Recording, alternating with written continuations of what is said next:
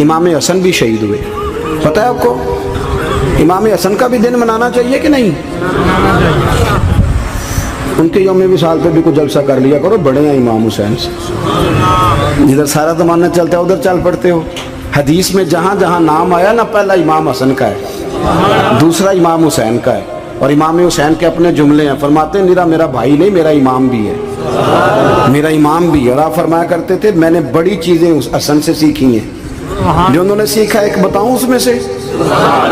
کچھ لوگ تھکے ہیں آپ میں سے، حالانکہ میں تو زیادہ سفر کر کے آیا ہوں. عرض کروں جو انہوں نے سیکھا ہے، سنو. امام حسین خود بتاتے ہیں، فرماتے ہیں کہ اب میرے بھائی نا امام حسن اپنی ایک بیوی کو طلاق دینا چاہتے تھے. اختلاف شدید ہو گیا، بات طلاق تک آ گئی. مجھے پتہ چلا تو میں پہنچا. میں نے کہا بھائی جان کیا اختلاف ہے بھابھی سے؟ سنا طلاق دینے لگے. فرمایا ہاں طلاق دے دوں گا. چلی گئی ہے میکے. فرمایا بتائیں غلطی کیا، کیوں دے رہے ہیں؟ تو امام حسن فرمانے لگے حسین آپ نے قرآن نہیں پڑھا؟ میں نے کہا جی پڑھا ہے، بتائیں. کہنے لگے اللہ فرماتا ہے ہن لباس لکم وانتم لباس لہن، مرد عورتوں کا لباس ہے، عورتیں مردوں کا لباس ہیں. فرمایا میری بیوی میں کوئی کمزوری ہوگی تو میں پردہ ڈالوں گا کہ دنیا کو بتاؤں گا؟ امام حسین کہتے ہیں میں نے اٹھ کے بھائی کا ہاتھ چوما. میں نے کہا آیت میں نے پہلے بھی پڑھی تھی، تفسیر آج سمجھ میں آئی ہے، تفسیر آج سمجھ میں آئی ہے، میرے بڑے بھائی نے سمجھائی ہے، سمجھ میں آئی. کہتے ہیں کچھ دنوں کے بعد امام حسن نے بیوی کو طلاق دے دی. میں پھر آیا اور میں نے کہا میرے شانوں والے بھائی آپ بھی بتا دیں کیا مسئلہ تھا. تو کہتے میرا ماتھا چوما میرے بڑے بھائی نے اور کہنے لگے حسین چھوڑ، وہ غیر محرم بیوی ہے، میں کسی غیر کی باتیں تیرے ساتھ کیا کروں. طلاق دے دی، غیر محرم ہو گئی، اب اس کا ذکر کیا چھیڑنا. کہتے ہیں میں سمجھ گیا کہ میرا بھائی قرآن کی اس روح کو جانتا ہے جو حسین تک بھی پہنچ رہی ہے. بھائیو امام حسن رضی اللہ تعالیٰ عنہ، آپ کو پتہ ہے یہ کائنات کا وہ عظیم شخص ہے، حسن ابن علی، وہ عظیم ہستی ہے جس نے تاج چھوڑ دیا، تخت چھوڑ دیا، پر نبی پاک کی امت کو جوڑ دیا. نبی کریم نے ان کو اپنے ساتھ بٹھا کے کہا تھا، صحیح بخاری میں موجود ہے، کہا یہ میرا بیٹا حسن سید ہے، یا مسلمانوں کی دو جماعتیں لڑیں گی تو یہ صلح کرائے گا. حضرت امام حسن نے تخت چھوڑا، تاج چھوڑا، لیکن مسلمانوں کو آپس میں اتنی بڑی قربانی، اتنی بڑی قربانی. یہاں تو بھائی چھوٹا سا مسئلہ ہوتا ہے، مسجد میں اچھے بھلے امام صاحب نماز پڑھا رہے ہوتے ہیں، بچے پڑھ رہے ہوتے ہیں، اور مسجد میں تو تقریباً 15-20 چودھری اتوار مسجد میں ہوتے ہیں. تھوڑے پنڈ تو نہیں ہیں جی؟ چلو اللہ کا شکر ہے جی، اتنے نہیں تھوڑے نے، چلو اللہ کرے وہ بھی نال ہی رل جان، درویش ہی چنگی چدرا دا کی کرنا ہے. تو ویسے میں نے دیکھا ہے تھوڑی سی جو کسی شہر کی بڑی مسجد ہوتی ہے اس میں 15-20 چودھری ہوتے ہیں، اور مولوی صاحب کی مجبوری ہے سب کی مان کے چلنا. دو کی نہ مانے قاری صاحب، دو کی. اب وہ یہ نہیں دیکھیں گے کہ دین کا نقصان ہو رہا ہے، مسجد کا مسئلہ ہے، بچوں کا مسئلہ ہے، ان کو تو ذات کا مسئلہ ہے، میری نہیں مانی لیا چھٹی. وہ خدا کے بندو، ہم 2 منٹ کے لیے چدراہٹ نہیں چھوڑتے، دین کا نقصان کر دیتے ہیں. امام حسن نے پوری حکومت چھوڑ دی، پوری حکومت. اتنا بڑا سخی کم آپ کو ملے گا جو سخاوت کرے اور نبی کی امت کو بچائے صلی اللہ ہو. یہ بات بیان نہیں ہوتی، اکثر نہیں ہوتی، شاید پورے کربلا میں آپ نے نہ سنی ہو الا ماشاءاللہ. اس کو سمجھے امام حسن. اور پھر مزے کی بات، امام حسن بھی شہید ہوئے، انہیں زہر دیا گیا، اور جب وہ شدید بیمار ہو گئے نا، زہر اثر کر گیا، تو امام حسین آئے، بڑے پریشان ہوئے، رو پڑے، کہنے لگے بھائی مجھے بتاؤ کس نے زہر دیا. تو امام حسن کہنے لگے حسین مجھے شک ہے ایک شخص پر، لیکن شک ہے بھائی، اگر صرف شک ہے تو میں کسی بے گناہ کو بدنام کیسے کر دوں، تمہیں کیسے نام بتا دوں. یہ نامعلوم پرچے کراتے نہیں ہم روز ہی نامعلوم پرچے، جس پہ دشمنی ہے اس کا نام لکھا دو، ختم ہو گئی بات. امام حسن کی تربیت دیکھو، فرمانے لگے جس پر مجھے شک ہے اس کا نام بتا دوں، تو اگر وہ نہیں تو بے گناہ کا ذکر کیسے کر دوں. تو امام حسین فرمانے لگے بھائی جان اگر وہی ہوا تو آپ فرمانے لگے اگر وہی ہوا نا تو حسین پھر بھی تو چھوڑ دے، میں نے رب کے سپرد کر دیا، اللہ بہترین انتقام لینے والا ہے. اللہ اتنا بڑا حوصلہ سیدہ کے بیٹے کا، شیر کے بیٹے کا، شیروں جیسا کلیجہ، اتنا دل دریا سمندروں ڈونگے، کون دلاں دیاں جانے. او بھائی تھوڑا حوصلہ کر، جتن تے ہر کوئی کھیڑے، تو ہارن کھیڑ فقیرہ، اور جتن دا مل کوڈی پیندی ہارن دا مل ہیرا. اور کہیں بیک بھی تو ہو نا, کہیں تو درگزر بھی تو کرنا کہ ہر جگہ چھا کے رہنا ہے, ہر جگہ چھا کے رہنا ہے. میرے ایک سنگی ہیں, آپ کو پتہ ہے یہ جو اسٹیج پہ بیٹھنے والے لوگ ہوتے ہیں نا, یہاں تو اچھے اچھے لوگ بیٹھے ہیں میری طرح کے جو لوگ, جو اسٹیج پہ بیٹھنے کا عادی ہو جاتا ہے وہ نیچے بیچارہ بیٹھ بھی نہیں سکتا, کوئی مسئلہ ہو جاتا ہے. میں اکثر کہتا ہوں کہ کبھی نیچے بیٹھ کے تو دیکھو کیا فرق ہوتا ہے. اگر کسی بندے کی کوئی شان ہے تو وہ جو سب سے پیچھے بیٹھا ہے اس کی شان ویسی کی ویسی ہے, کوئی کمی آ جائے گی؟ کچھ بھی نہیں. مجھے ذاتی طور پر دیانتداری سے کہتا ہوں, مسجد میں بیٹھا ہوں, جب میرے آنے پہ لوگ نعرے لگاتے ہیں مجھے تکلیف ہوتی ہے. میں کہتا ہوں یار نبی پاک کی نعت چل رہی تھی, اس کا ادب زیادہ ہے یا اجمل قادری کا ادب زیادہ ہے؟ چھوڑیں آپ, جو آیا ہے وہ بیٹھ جائے گا, ختم ہو گئی بات. اور ویسے بھی جو لوگ جلسوں کے لیے محنت کرتے ہیں نا, بیچارے اشتہار لگاتے ہیں, مسجد کی صفائی کرتے ہیں, جو لنگر پکاتے ہیں, وہ تو اسٹیج پہ آتے ہی نہیں, حالانکہ زیادہ ثواب تو ان کو ملتا ہے, وہ تو پیچھے چھپے ہوتے ہیں. میں کئی دفعہ مجھے پتہ چل جائے نا اس کارکن نے زیادہ کام کیا اس جلسے کے لیے, تو میں اس کے کان میں کہتا ہوں میرے لیے بھی دعا کری, اس لیے کہ تو نے محنت کی ہے, تیرا اجر اور ہے. ہم تو شان سے آئے بیٹھے اور چھٹی کر گئے. بھائی تھوڑا پیچھے بھی دیکھے, نبی کریم کے پورے خاندان کی قربانیاں, پورے خاندان. دوپہر کو کھانا نہ پکا ہو تو ہمارے بچے موبائل توڑ دیتے ہیں, اور شام کو مرضی کا نہ پکا ہو تو واک آؤٹ کر جاتے ہیں, کہتے ہیں لے آؤ پیسے پھر برگر لے آئیے, میری مرضی کا نہیں پکا. سیدہ فرماتی ہیں میرے گھر میں مہینہ مہینہ چولہا نہیں جلا, مہینہ مہینہ چولہا. 3 روزے رکھے سیدہ فاطمہ نے, مولا علی نے, امام حسن نے, امام حسین نے, اور تینوں دن افطار کے وقت فقیر مانگنے آ گیا تو کھانا وہاں دے دیا. آپ کا کیا خیال ہے جو بے صبر آدمی ہو وہ کربلا میں جا کے لڑے گا؟ جس کو عادت ہی نہ ہو بچپن سے ٹھہرنے کی وہ لڑے گا؟ جو ذرا ذرا سی بات پہ ڈگمگا جاتا وہ لڑے گا؟ اسٹیج پہ نہیں بٹھایا تو لڑ پڑے وہ لڑے گا؟ او خدا کے بندو, بڑا حوصلہ چاہیے, بڑا ظرف چاہیے. امام علی مقام کا ایک قد ہے, ان کا ایک وقار ہے, ان کا ایک حسن ہے. امام حسین رضی اللہ تعالیٰ عنہ نے 25 حج کیے ہیں مدینے سے مکے پیدل جا کے. دونوں بھائیوں نے ہر روز 10 سپارے قرآن پاک کے امام حسین پڑھتے تھے. حضرت عبداللہ ابن زبیر کہتے ہیں میں سیدہ فاطمہ کے بیٹے حسن اور حسین سے جب بھی ملا ہوں دونوں بھائیوں نے روزہ رکھا ہوا ہوتا تھا. انہوں نے اپنی زندگی تقوی سے گزاری, پرہیزگاری اور سخاوت. سبحان اللہ. پتہ ہے سخی مالدار نہیں ہوتا, حضور نے فرمایا بندہ دل کا غنی ہوتا ہے. مالدار تو بندہ بنتا ہی تب ہے جب پیسے جمع کرے, سخاوت کرنے سے تھوڑی مالدار بنے گا. اس لیے درویش کہتے ہیں مالا والے سخی نہیں ہوندے, سخیاں کل مال نہیں ہوندا. سنیں بہت بڑی سخاوت کی اپنی زندگی میں, ساری زندگی سخاوت میں گزار دی, ساری زندگی. امام حسن نے بھی, امام حسین نے, جو آیا دے دیا, جو آیا دے دیا. ہزاروں دینار آتے. ایک دن ایک فقیر مانگنے آ گیا تو امام حسن حسین دونوں تھے, کہنے لگا میں نے سنا ہے بڑے لاجپال ہو, غریب ہو, مہربانی ہو جائے. فرمایا بیٹھ جاؤ رزق آنے والا ہے. تھوڑی دیر گزری تو 3000 دینار آئے. ویسے میرے کو 3 لاکھ روپیہ ہوتے مسیطے کنے دینے چاہیے؟ میں اپنا پہ پوچھنا, تھوڑا تو پوچھیا ہی نہیں, میں مشورہ پہ لینا. 3 لاکھ جو میرے کو ہوتے مسیطے کنے دینے چاہیے؟ تسی ظاہر ہے ان کو دیانتداری والا مشورہ ہی دینا ہے نا, جی نہیں کرنا جو ہی دسنا جی نا. کتنا 1000 ہیں؟ میں کبھی کبھی پیار سے بات سناتا ہوں. ایک سنگی میرے پاس آیا, کہنے لگا سب دعا کرو اللہ میں پیسے دے, میں وہ راہ دیا گا. میں کہ یا اللہ 10 کروڑ دے, 9.5 کروڑ تیرے راہ دے چھڑے گا.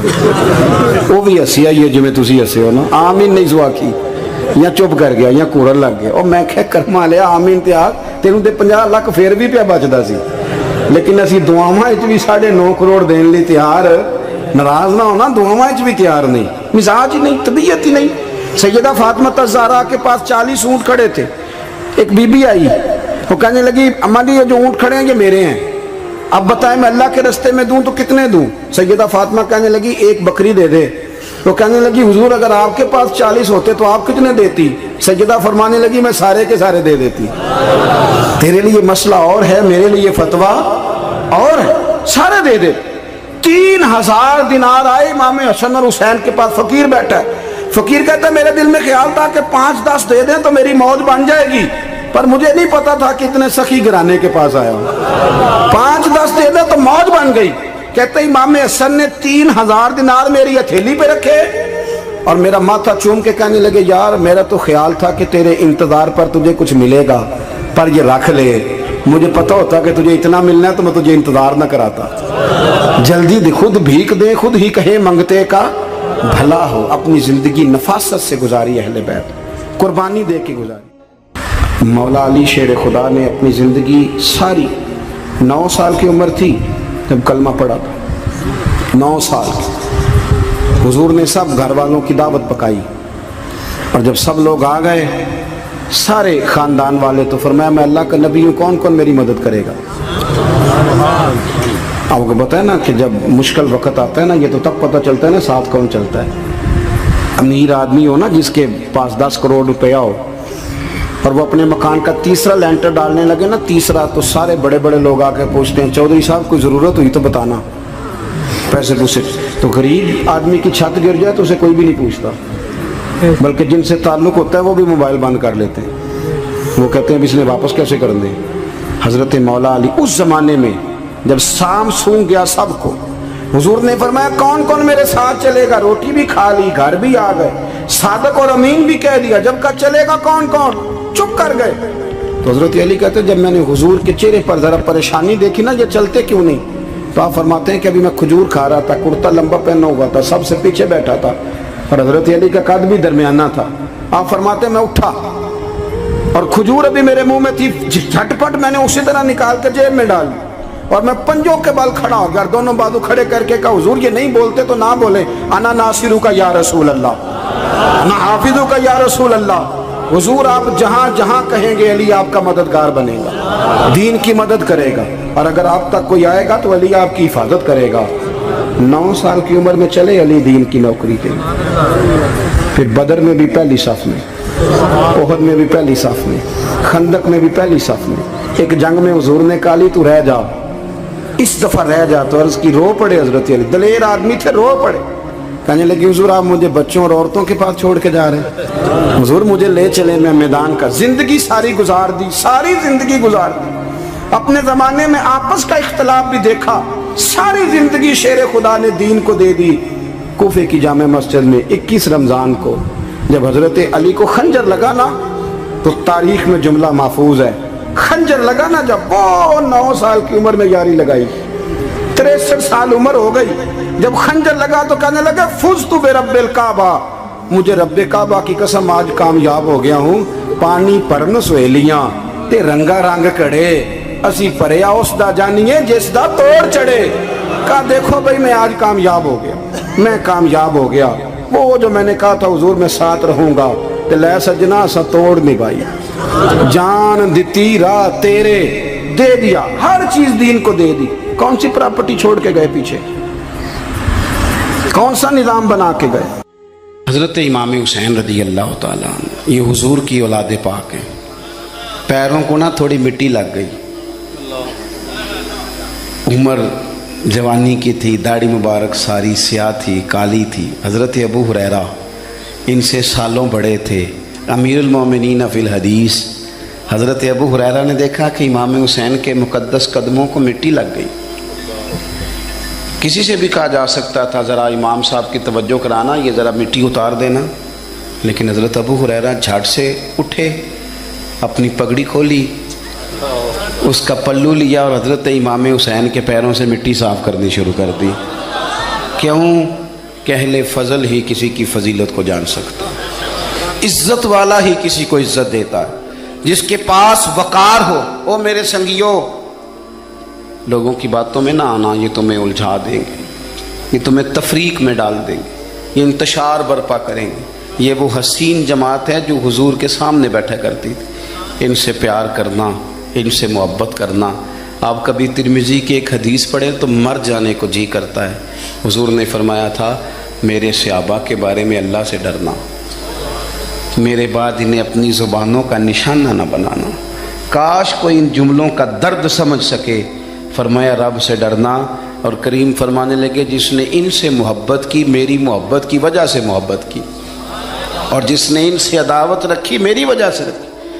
کبھی بھی کسی اور جو حضور کی اولاد ہے صحابہ کرام نے ایک جگہ کچھ نذرانہ جمع کیا اور جمع کر کے کہا کہ حضور کی بارگاہ میں پیش کرنا ہے، اخراجات بہت زیادہ ہیں اور ظاہری وسائل اس ترتیب سے نہیں ہیں، یہ نذرانہ ہر مہینے پیش کرنا ہے۔ جب وہ لے کے حضور کی بارگاہ میں گئے نا تو اللہ نے قرآن نازل کر دیا، فرمایا محبوب ان سے کہہ دو لا اسألکم علیہ اجرا، میں تبلیغ دین پر تم سے کوئی اجر نہیں مانگتا، الا المودۃ فی القربى، بس میرے قریبیوں سے پیار کرتے رہنا، میرے قریبیوں سے محبت کرنا، پیار کرنا قریبیوں سے۔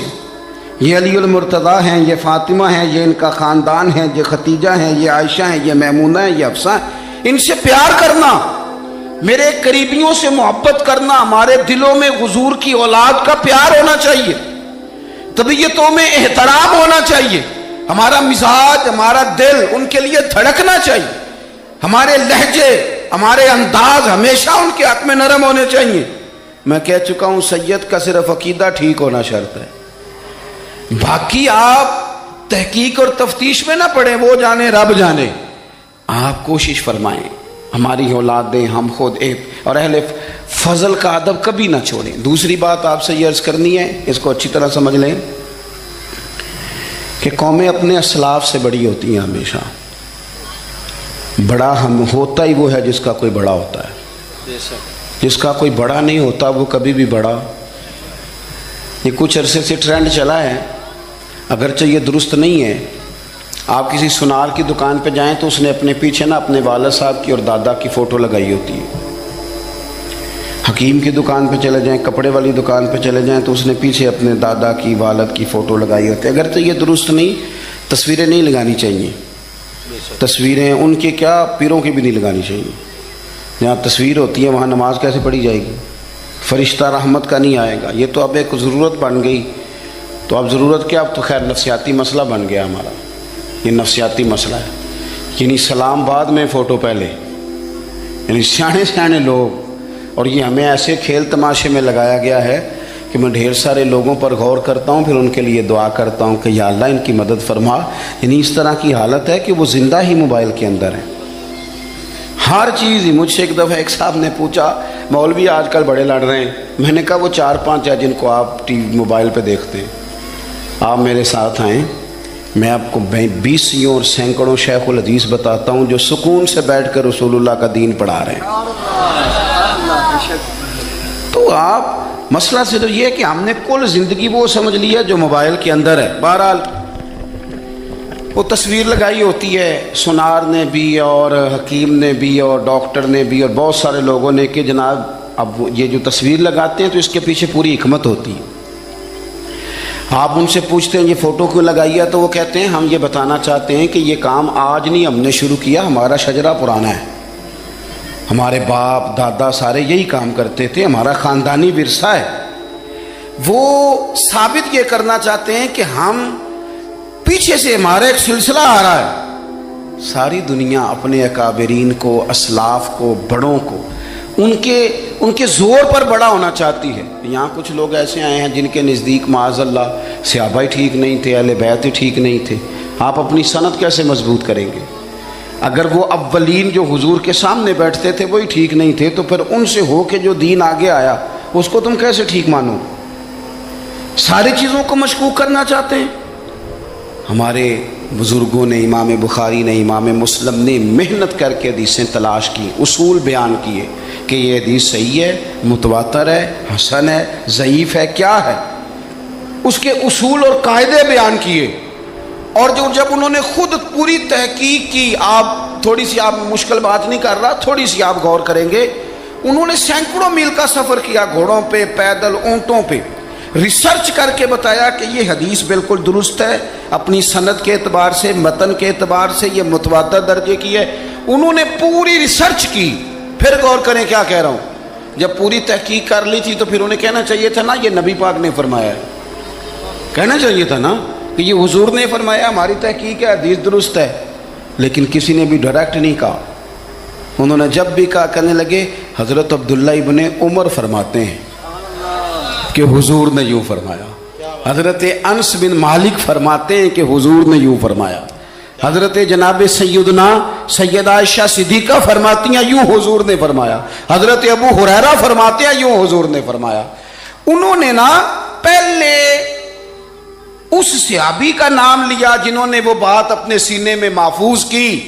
کیا بتایا انہوں نے ہمیں کہ ہم دنیا گھوم آئے ہیں، ریسرچ کر آئے ہیں، تلاش و بسیار کے بعد اس نتیجے پہ پہنچے ہیں کہ دین کا اصل فیض وہی ہے جو صحابہ اور اہل بیت کے سینوں سے ہو کے امت کو نصیب ہوا ہے۔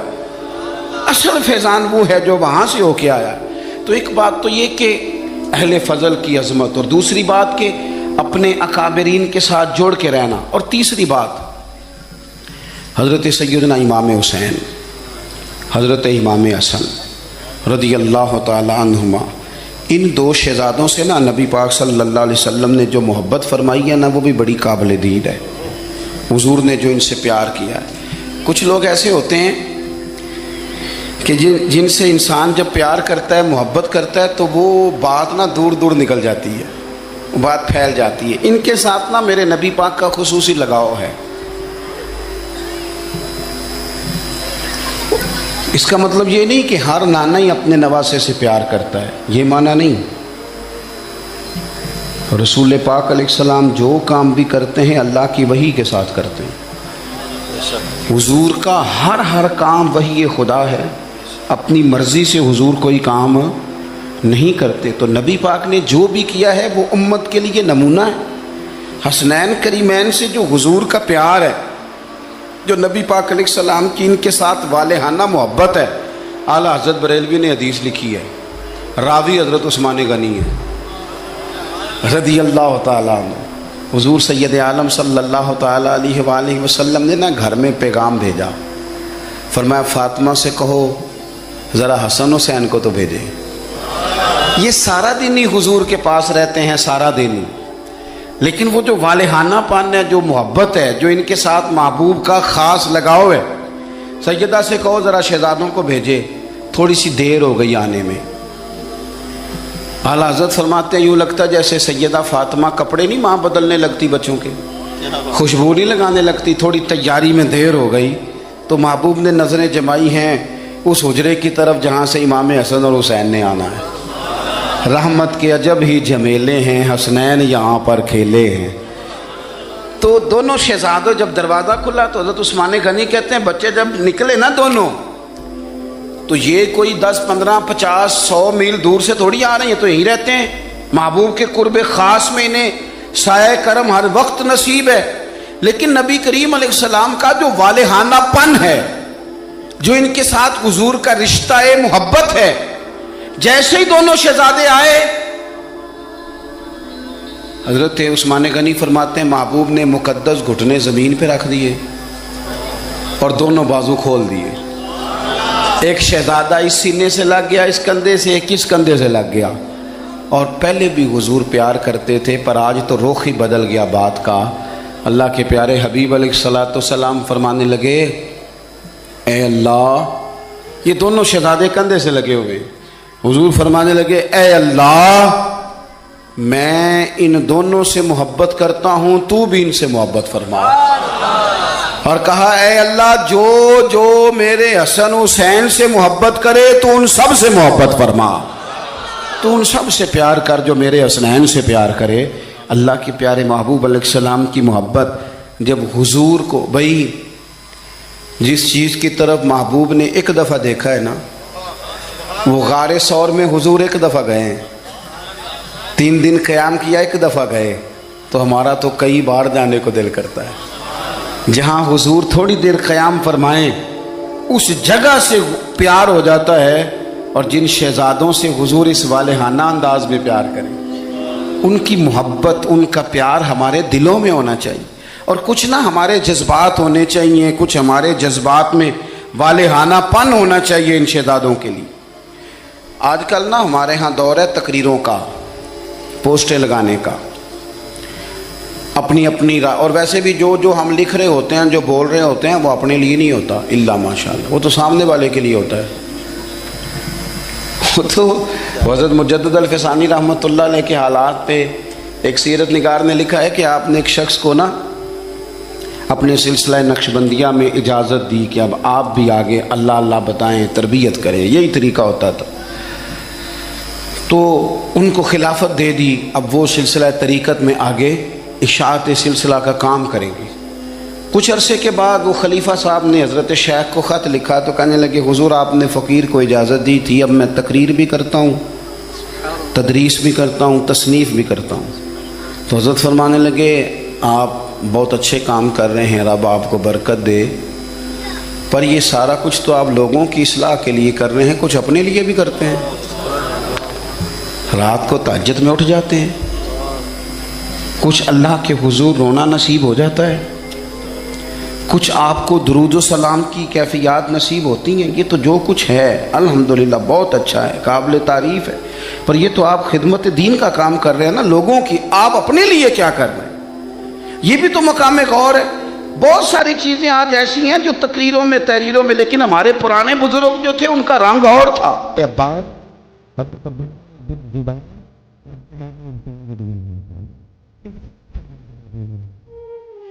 حضرت امام حسین کی وہ شخصیت تھی کہ مشکات میں حدیث ہے، نبی پاک صلی اللہ تعالی علیہ وسلم کی چچی جناب ام فضل صبح صبح گھبرائی حضور کی بارگاہ میں آئیں، عرض کی یا رسول اللہ صلی اللہ علیہ وسلم آج میں نے عجیب خواب دیکھا ہے، میں ڈر گئی ہوں۔ حضور نے فرمایا چچی کیا دیکھا؟ عرض کی حضور میں نے دیکھا ہے کہ آپ کے وجود کا گوشت کا ایک ٹکڑا کٹ کے میری جھولی میں آ گیا ہے۔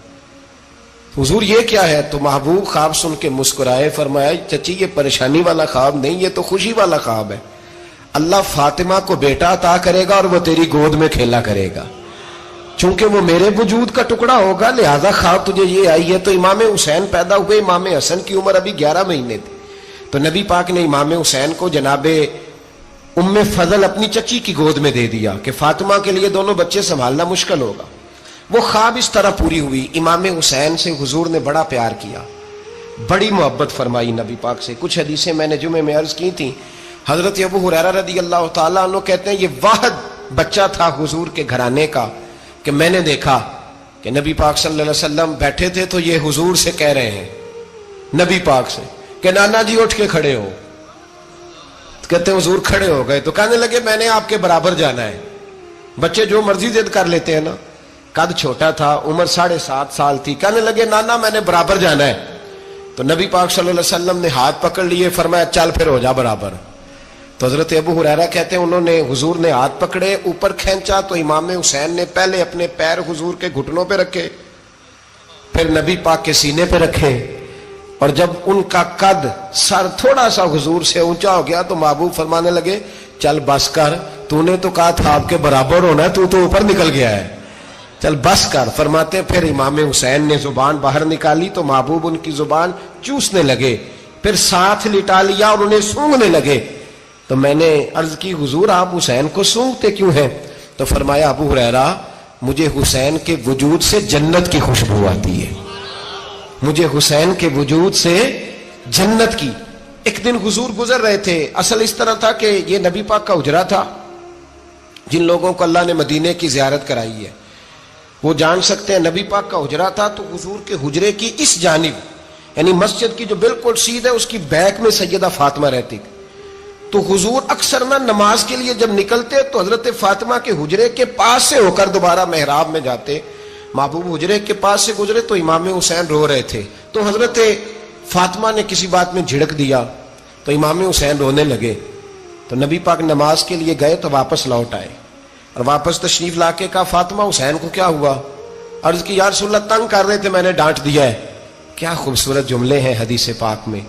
سرکار نے فرمایا فاطمہ اس کو حسین کو نہ رونے نہ دیا کر، یہ جب روتا ہے نا تو میرے دل کو تکلیف ہوتی ہے۔ تو بی بی صاحبہ کہتی ہیں یہ حکم آیا نبی پاک کا میرے نا، پھر میں نے ڈانٹنا چھوڑ دیا۔ یہ ان کے فضائل تھے کم، ان کی تربیت خود نبی پاک نے فرمائی، خود ڈیوٹی۔ میں کسی منطق کا فلسفہ میں اب تو اللہ تعالیٰ معاف کرے، پہلے ہم لوگوں کو کہتے تھے فلانی مجلس میں نہ جانا فلانی، اب تو مصیبت بن گئی ہے، جانے کی ضرورت نہیں، ہر شے موبائل میں آ گئی۔ مجھے بھیجتے ہیں کہتے ہیں حضرت صاحب یہ ذرا سننا، یہ ذرا سننا، کل کراچی سے کچھ مہمان آ گئے تو اب بچوں نے وہ کلپ سنبھال کے یہ مولوی دیکھو کیا کہتا ہے۔ اب آیتیں پڑھی جا رہی ہیں قرآن پاک کی، اتنا ٹکڑا یہاں سے لیتے ہیں، اتنا ٹکڑا یہاں سے لیتے ہیں، اور ملا کے پتہ نہیں کون سا مکسچر بنا رہے ہیں، کسی آیت کا ترجمہ نہیں، کوئی واضح حدیث نہیں، ایسے ہوا ہوگا، پھر اس کو اس سے جوڑ لیں تو کیا بنتا ہے، اتنی جمع کر لیں۔ یہ کون سا دین ہے جو توڑ مروڑ کے بیان کر رہے ہیں؟ کون سا مذہب ہے؟ دین تو واضح کھلی کتاب ہے۔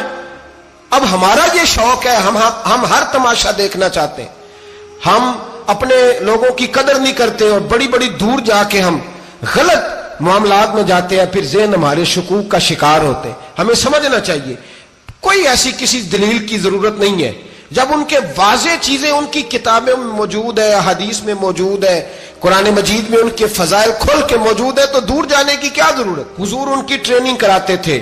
پہلی بات تو یہ ہے کہ نبی پاک نے دعا مانگی تھی، یا اللہ میرے گھر والوں کو زیادہ روزی نہ دینا، انہیں ایک وقت روٹی دینا، ایک وقت کی بھوک دینا۔ یہ جو 10 دن کربلا میں انہیں ٹینشن نہیں نہ ہوئی، انہیں عادت تھی فاقہ کرنے کی، انہیں 3 دن وصلی روزے رکھنے کی عادت تھی، پہلی بات۔ دوسرا یہ کہ جہاد کی تربیت حضور خود کراتے تھے۔ حضرت فاطمہ زہرا کہتی ہے میں پردے کے پیچھے دیکھ رہی تھی، نبی پاک نے امام حسن اور حسین سے فرمایا چلو میرے سامنے کشتی لڑو، تو دونوں حضرات آپس میں جب کشتی لڑنے لگے تو نبی پاک نا امام حسن کو کہتے ہیں حسن حسین کو ٹانگوں سے پکڑو، حسن حسین کو پیچھے سے پکڑو۔ جب نبی پاک بار بار امام حسن کو بتا رہے تھے تو سیدہ پیچھے سے بول پڑی، کہنے لگی یا رسول اللہ آپ چھوٹے کو بتائے، آپ بڑے کو بتا رہے ہیں، بڑا تو پہلے 11 مہینے بڑا ہے، تو آپ چھوٹے کو بتائے بڑے کو بتا رہے۔ تو فرمایا فاطمہ تو چپ کرنا، جو میں دیکھ رہا ہوں تو نہیں نہ دیکھ رہی، ایک کو میں بتا رہا ہوں دوسرے کو جبریل امین بتا رہے ہیں۔ تو یہ حضور نے اپنے سامنے ان کی تربیت کی، ٹریننگ ہوا۔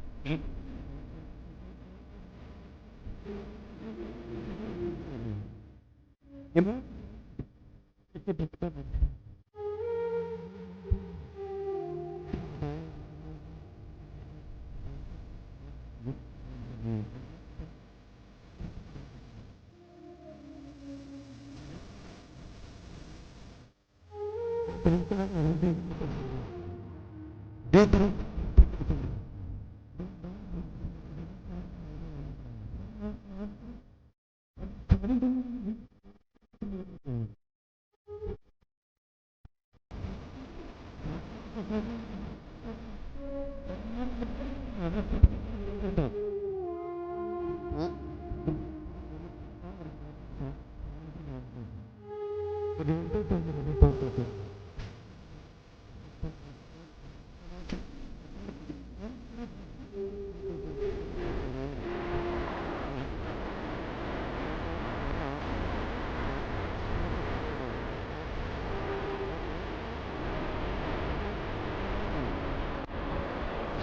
اللہ تعالیٰ عنہ